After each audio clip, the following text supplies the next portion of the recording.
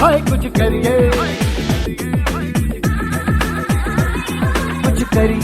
कुछ करिए, बस बस बड़ा बोल। आदरणीय प्रधानाचार्य महोदय, माननीय शिक्षकगण एवं मेरे प्यारे साथियों, आज स्वतंत्र दिवस के अवसर पर मुझे अपने विचार आप सभी के सामने व्यक्त करने का सुअवसर प्राप्त कर बेहद ही खुशी की अनुभूति हो रही है। आजादी का असली मतलब वही समझ सकता है कि जिसने कभी गुलामी की हो। हम सब सौभाग्यशाली है कि हमने स्वतंत्र भारत में जन्म लिया।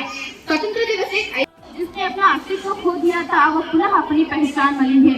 अंग्रेज भारत के यहाँ परिवेश को ध्यान में रखने और उससे परखने के बाद हमारी कमजोरियों को ध्यान में रखते हुए हम पर आक्रमण किया और हमारे वीर योद्धाओं ने भी कई लड़ाइयाँ लड़ी। उसके बाद जाकर 15 अगस्त 1947 को हमें आजादी मिली थी। तब से लेकर आज तक हम 15 अगस्त को स्वतंत्र दिवस के रूप में मनाते आए हैं और माननीय प्रधानमंत्री द्वारा हर साल लाल किले पर तिरंगा लहराया जाता है।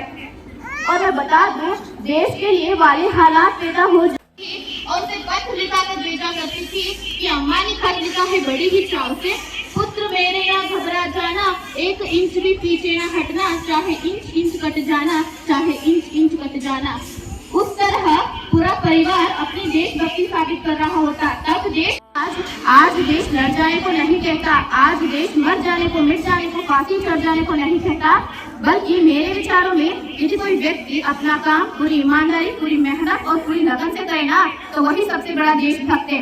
और मैं नहीं मानती फेसबुक और व्हाट्सएप के डीपी को ही 3 रंग में रंगना ही देशभक्ति है। और यदि आप कहेंगे साल में 2 बार तिरंगा हाथ में ले लेना ही देशभक्ति है, तो मैं पूछना चाहूंगी, जब वो फुटपाथ पर रहने वाला बच्चा ट्रैफिक की छांव में नंगे पाँव में जब तिरंगा नहीं है, उसके पेट की भूख की शक्ति है जो उसे ऐसा करने पर मजबूर करती है।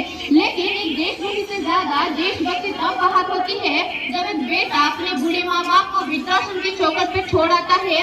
करा होती है उस देशभक्ति पर जब मुसीबत में फंसे लोगों की जान बचाने। बता दो, 4 बोतल वोट का काम मेरा रोता है, भारत का भविष्य दबा कर रखा है। हम नए ऐसे समाज में जीते हैं जहाँ लड़कों से बात करता देख भाई हड़काते हैं, जहाँ लड़कों से बात करता देख भाई हड़काते हैं, वही भाई के मामले में आज भी हम चौथे नंबर पर आते हैं, क्योंकि हम ऐसे समाज में जीते हैं जहाँ पत्थर की मूरत को लगते हैं 56 भोग और भूखे नंगे तड़पते सो जाते हैं लोग, भूखे नंगे तड़पते सो जाते हैं लोग। मजदूर को मजदूर समझिए, मजबूर नहीं, गरीब को काम दीजिए, दान नहीं, और दान देने की चूक है तो जीते जी रक्त दान दीजिए और मरने के बाद अंग दान देकर किसी मरते हुए को जीवन दान दीजिए। यही सच्ची देश करेंगे भी हिंदू और मुसलमान हो जाए। और मैं बता दूं, एक शैक्षिक बीमारी भी मुझे हमारे समाज में नजर आती है और बड़े ही आश्चर्य की बात है, जिस देश ने पूरी दुनिया को तक्षशिला नालंदा विश्वविद्यालय देकर शिक्षण की बुनियाद रखी, आज सर्वश्रेष्ठ विश्वविद्यालय में हमारा एक भी विश्वविद्यालय खड़ा नहीं हो पाता। और दूसरी ओर हमारे पास IIT, IIM, NIT जैसे शिक्षण संस्थान है, वही दूसरी ओर हमारे देश को गरीबों को जमात पर खड़ा किया गया है।